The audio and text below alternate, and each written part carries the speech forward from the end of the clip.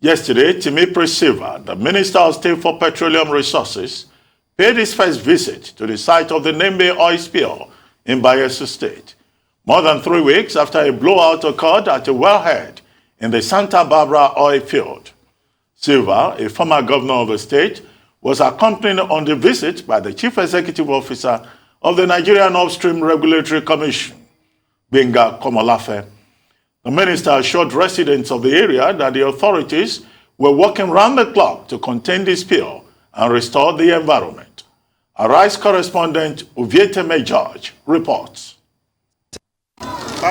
Chief Sylva arrives the Basambri jetty in Nembe. Gunboats and military personnel are on the river providing security.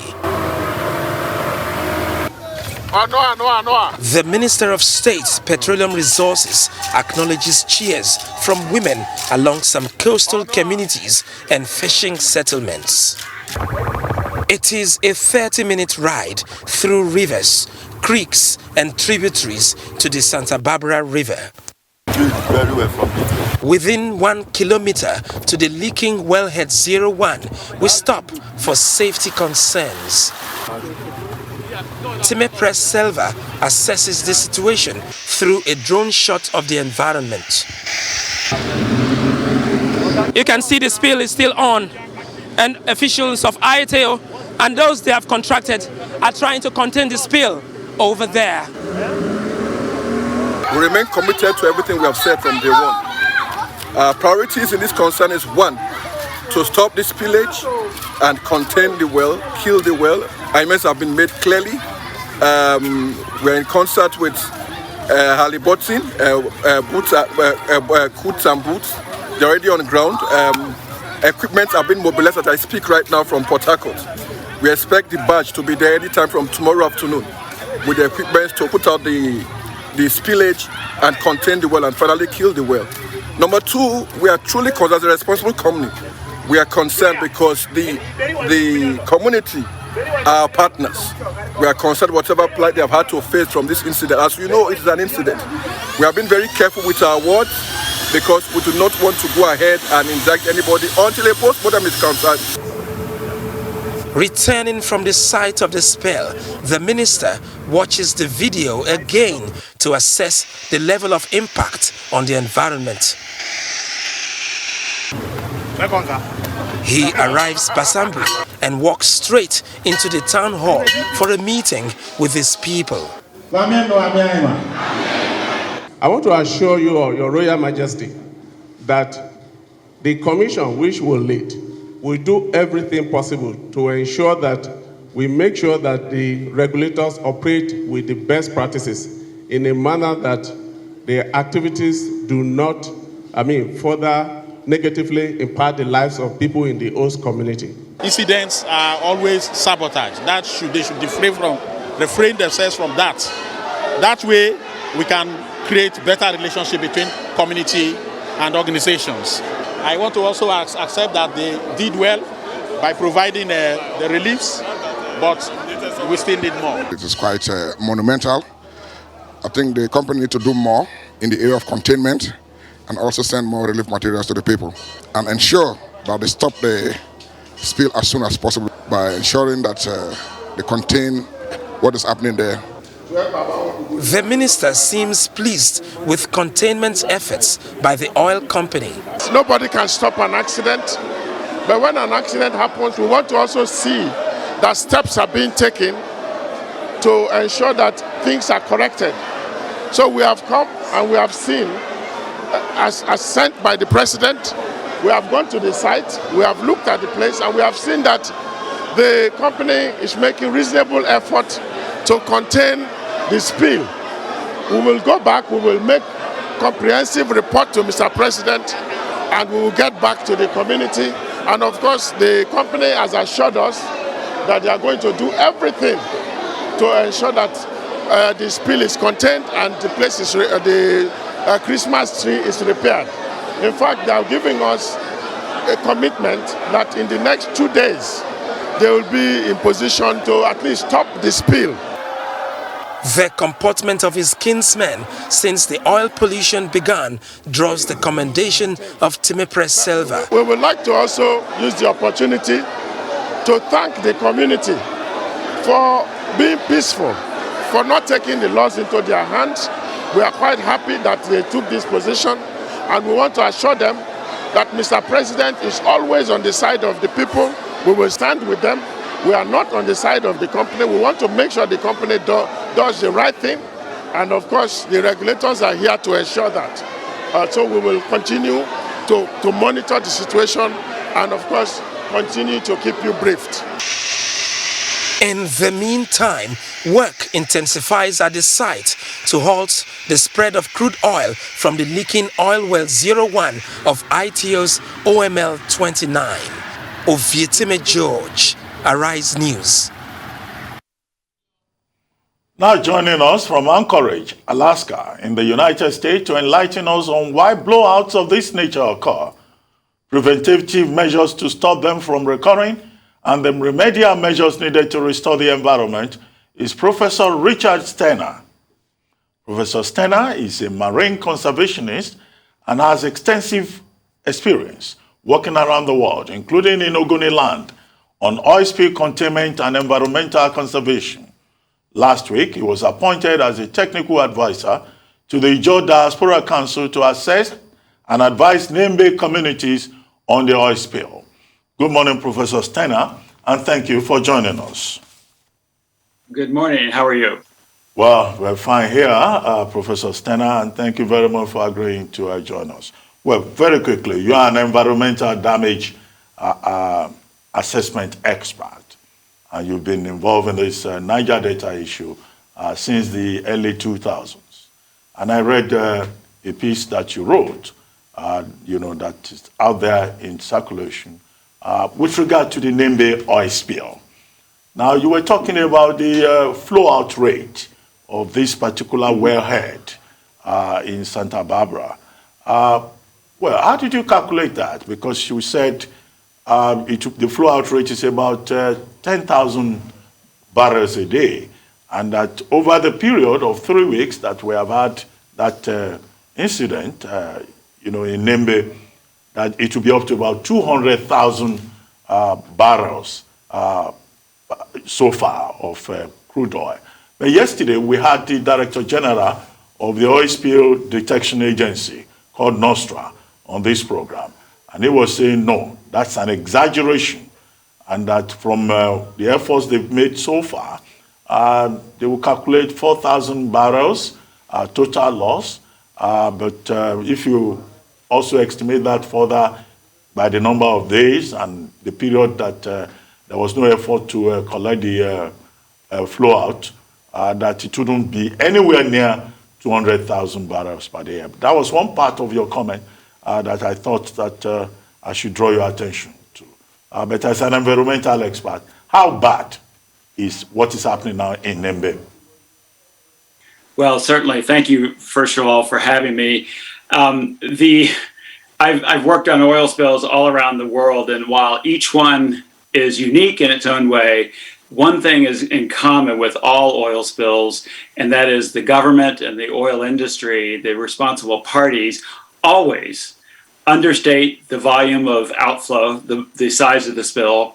They always understate the impacts of the spill and always overstate their response effectiveness. And that's just part of their DNA. For government, I think it's a reputational issue. For the oil industry, it's a legal liability issue. But if you look at this blowout, and I've looked at the blowouts like this before, even in the Niger Delta, the outflow rate is approximately, at least at a minimum, 5 gallons per second. That's 10,000 barrels of total discharge a day. Now, it depends on the gas to oil ratio. The company contends that it's a 4-to-1 ratio, 80% gas, 20% oil. So the oil outflow, if that ratio is correct, would only be 2,000 to 3,000 barrels per day. However, we need that corroborated and confirmed. Regardless, I think the total outflow is enormous. This is a very high pressure blowout. It's been going on now for 3 weeks. And I think at a minimum, 100,000 barrels, perhaps more like 200,000 barrels of total hydrocarbons. That's the natural gas and the crude oil have come out. The part we're more concerned about, of course, is the crude oil dropping out into the mangrove ecosystem there. But any way you cut this, it's a major spill into a very productive mangrove coastal ecosystem in the Niger Delta. Right, thank you, Professor Steiner. Now, the finger pointing and blame game are well underway, with ITO alleging sabotage, whereas you have accused the company of recklessness. What is the basis for your position? Well, I think we need to determine the actual cause. And my statement basically was, and there are several elements to recklessness. First of all, the cause, we don't know whether it was sabotage or equipment failure. And that's why they need to preserve the failed wellhead, the Christmas tree it's called, once they extract it from the blowout, so that it can be confirmed by independent engineers exactly what happened here. But this sort of thing is as often caused by equipment failure as it is by sabotage and what's called intentional third-party damage. Now, the larger issue is that ITAO and NNPC, the co-partners in the well, should have been able to prevent this. They should have had a well integrity program in place, inspecting the well regularly, filing environmental compliance audits with the Division of Petroleum Resources quarterly, as required by Nigerian law. They should have had global best practice standards in place for the well, making sure that it's up to American Petroleum Institute and American Society for Mechanical Engineering standards as required by Nigerian law. And then they should have had an immediate well kill capability ready to go in the event of a catastrophic blowout like this. Obviously, they didn't. So there are a number of components of what I would consider recklessness and gross negligence on behalf of the companies involved here. And this is not finger pointed. It's just true to fact. I think the company had a duty, a legal standard duty, to be able to respond and kill this blowout immediately, and it didn't. It was not able to do it. Here it's been 3 weeks and it's still under high pressure blowout. So unfortunately, that's the fact of the matter. So how quickly can we kill this well? Because it doesn't look like anything is in sight. And what is normally the protocol when a blowout like this happens once it's been discovered? Because I hear it was discovered by the locals on the 1st of November. Right. Yeah, I've heard that too, and the official start date for the blowout that the company is asserting was November 5, but the community, Basambiri and the Nembe local government area communities are telling us that it started November 1st. Regardless, it's been going on for at least 3 weeks. There are several kill techniques. They could do a capping stack onto the top of the failed Christmas tree to try to slowly turn down the pressure and contain the well. That has a risk of fracturing the well bore further, and that's a difficult one to deal with. Another way is to drill a relief well and do a bottom kill with heavy muds and cements that comes up with the pressure from the reservoir. This is very high pressure blowout, obviously. But Boots and Coots knows what they're doing. They ought to be able to kill this well. I don't think it'll be killed in 2 days. I think another week, honestly. So let's say it goes on a month. That's at least 3 weeks too long. It should have been killed long ago, and the company knows that. There's so many wells like this. I saw a well like this blowing out a Christmas tree in Kidaro Creek 15 years ago that had gone on for months. This was a SPDC, a shell well, that they never responded to. So these things can continue for many months if there's a lot of pressure in the reservoir. So number one goal, get this well killed. Number two goal is try to contain and recover as much of the oil from the mangrove system as possible. The difficulty there is it's dang difficult to get this oil out of these mangrove roots in the muds in the Niger Delta. And I've seen this many, many times where it's just virtually impossible to do. You can use sorbent boom and sorbent claws to try to suck it up and such. But this oil is probably already spread 50 or 60 or 70 miles on the tidal flux going through the system. So it's spread a long way from the original site, and it's impacted a large area. The ecological impacts will be extensive, likely severe, potentially long-lasting. The economic impacts and social impacts to the communities which cannot fish there right now, they should not be fishing and consuming potentially contaminated prey, that's significant as well. So there's no easy way to say this. It's a devastating event and it needs to be treated as such. Okay, I think you had asked the question in a sense, because originally I asked you how bad is the damage to the environment. I think you've touched on it. Maybe you want to add more to that. But I would say one thing, and that is that oil in mangrove and tropical mangrove systems has a way of entraining in the muds of the system and causing defoliation of the mangrove leaves and actually killing extensive amounts of mangroves. We've seen this in Bodo. We've seen this throughout the Niger Delta. I've seen some videos already from this spill showing extensive defoliation where the mangroves are dropping their leaves. Some of the damage won't be evident for many weeks or months to come, but with the mangrove death, you have the whole system starting to disintegrate because the mangrove roots form the structure, the physical structure of that ecosystem and the substrate on which invertebrates and fish habitat and nursery grounds for fish and invertebrates form. And some scientists have said that it may take 50 years for a mangrove system to fully recover from a large oil spill. Other scientists say a mangrove system will never fully recover from a large catastrophic oil spill like this. So the damage will be significant in that system. Yeah, but what immediate remedies do you think can be adopted? The people's interest. Well, certainly, yeah, number one goal is to kill the well so there's no more oil going out. Number two goal is to try to absorb as much of the oil from the mangrove system as possible, possibly with low pressure, warm water, spray wash of the aerial roots of the mangroves to try to collect it all. When the tide goes out, the oil will settle on the mud. When the tide comes back in, oil will refloat. Potentially then they could absorb some of that and collect it. But generally in oil spill responses, less than 10% of what was spilled can be recovered. So the damage will be done. I think the bigger picture here is the big picture, and that is, we've learned never to waste a disaster. Always look for a disaster to be a catalyst for positive change. And we did this with the Exxon Valdez in Alaska 30 years ago. It made tanker safety much greater throughout the world. The Deepwater Horizon in the Gulf of Mexico in 2010, we made offshore drilling much, much safer out of that spill.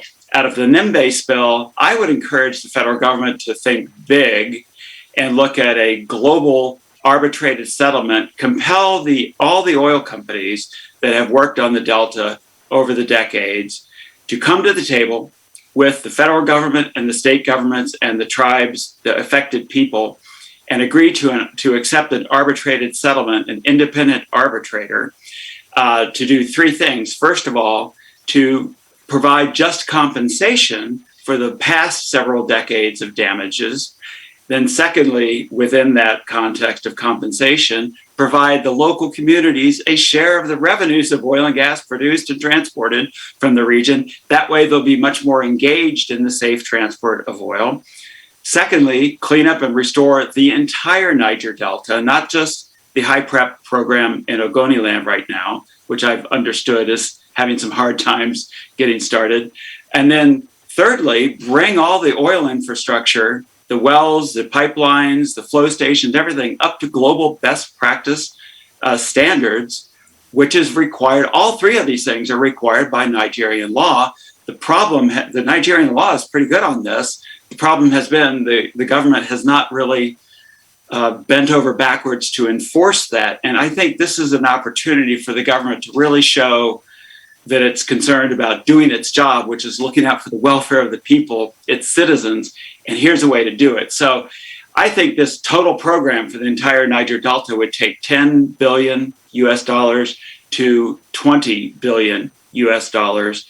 And I compare that with the Deepwater Horizon settlements in the United States, which were about $20 billion for private claims, local government claims, and the federal government and state government environmental damage claims. So it's comparable. The Niger Delta injuries, I think, are much more severe than we've had anywhere else in the world. It's the most severely petroleum impacted coastal ecosystem anywhere in the world. So I think let's use the Nembe spill as a catalyst to look at some big, broad fixes, including plugging and abandoning, permanently plugging some of these abandoned wells, like I understand OML 29 wasn't permanently plugged, and removing some of the old pipelines that are no longer in use, and stopping flaring on the Delta, which is pumping 10 million tons of CO2 into the global atmosphere every year. We know what the problems are. We know what the solutions are. I think if the government there can use this spill to catalyze a big program of reconciliation and healing on the Delta, this will be looked back at as a historic moment. Right. The Ijaw Diaspora Council has appointed you as a technical advisor. What are their expectations? That I would find out as much as I can about this bill. I would love to be on the ground, on the water there for a week or two to conduct a preliminary assessment of the actual spill, the volume of outflow. And by the way, we can get a pretty precise measurement of the outflow of the blowout volume. I was saying 5 to 10 gallons per second, 10,000 to 20,000 barrels per day. Engineers can use this process with a computer algorithm called particle image velocimetry, where they slow down the bubbles, the droplets going out of a blowout, and measure their speed and velocity and density, and get a pretty accurate estimate of how much has been released. So the Ijaw Diaspora Council wanted me to engage with government and industry over there and try to find out as much as I could, try to advocate for the people of the communities. If I can get on the ground there for a week or two, conduct a preliminary assessment, offer some recommendations, I would certainly do that. But I would certainly hope that the Ministry of Environment would take a leadership role here, and overseeing the implementation and enforcement of federal regulations. Part of the federal regulation is that if there's a persistent non-compliant company in the Niger Delta, the federal government has the authority and, I would say, responsibility to revoke the permit, license, and lease of that company to operate. So that's a pretty strong lever that the federal government has. And this might be an opportunity to threaten that unless they can get all the companies together to agree to an arbitrated total settlement of this Niger Delta oil injury issue. Prof. It's gone on too long. All right, Prof. Thank you so much. One, you've written a letter to Benedict Peters, the CEO of ITO. Have you gotten any response? And secondly, there are claims that the well was abandoned, the wellhead was abandoned. So with that outflow, can an abandoned wellhead blow out that way? Two questions. Yeah. Well, first of all, in my letter to ITO and Ms. Benedict Peters, no, I have not received a response. I also sent notes to NNPC, to NOSDRA, and to the Ministry of Environment. And I would also say to the U.S. Embassy there in Abuja, and I've not received a response from anyone. The media has been somewhat responsive, and I applaud you for covering this story like you are. I think that's a testament to the veracity of the Nigerian media. Thank you for doing that. And no, there was obviously a lot of pressure. That well was not permanently plugged and abandoned. It was just abandoned. We don't know the history of it when Shell transferred it to ITEO in 2015, I believe. We need to know what the maintenance, how it was built, what the depth of it is, what the history of it is, what the inspection schedule that ITEO has had for it has been. But no, it's obviously down into the reservoir under significant pressure. And this is a problem throughout the Delta. A lot of these wells were just abandoned and not permanently plugged. And that's part of this global restoration program that I'm proposing for the entire Delta. And it's part of Nigerian law, by the way, that companies, when they cease using infrastructure, they're required to remove it and remediate and plug these abandoned wells, and that just hasn't happened. So there's a lot of malfeasance on the part of the oil industry in the Niger Delta that I think the federal government is the only institution that can fix that. And I think this will be an opportunity to do it, not just for ITEO in this particular spill, but across the entire Niger Delta and all the states and all the affected communities, for the entire infrastructure there. It's a chance to clean it all up. Well, the Nigerian government has set up what it calls a joint investigating team, including Nostra and others. But in your recommendations, you kept harping on the fact that there should be independent inquiry, there should be independent environmental damage assessors, and there should be the use of independent engineers. Why do you insist on independence? Does it mean you don't trust the government's team? It's an excellent question. I am glad you asked it. Independence is sort of a fundamental principle in credibility in science. If you have, for instance, the Nigerian federal government and ITEO and NNPC running the show as far as a damage assessment is concerned, they all have a vested financial interest in an outcome. So they cannot credibly or independently conduct an environmental damage assessment. However, they can commission an environmental damage assessment done by credible scientists from the University of Port Harcourt, other universities in the Delta with some very good scientists on staff and independent scientists. I've done this sort of thing in the Delta. I did the Bodo environmental damage assessment. I did the original assessment at Goy and Aruma. Both of those cases were won by the local communities, one in the UK courts and one in the Dutch courts in the Netherlands. But yeah, there's ways to do a damage assessment credibly and independently. And I think the people in the Delta really want that. They want something they can believe in.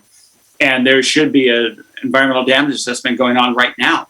And I am unaware that that is the case. So we're missing some good, valuable data by not having a field team of scientists on the water there right now, unless there is. There may be. I'm not sure. Well, thank you very much, Professor Richard Steiner, for joining us on the Morning Show. Thank you.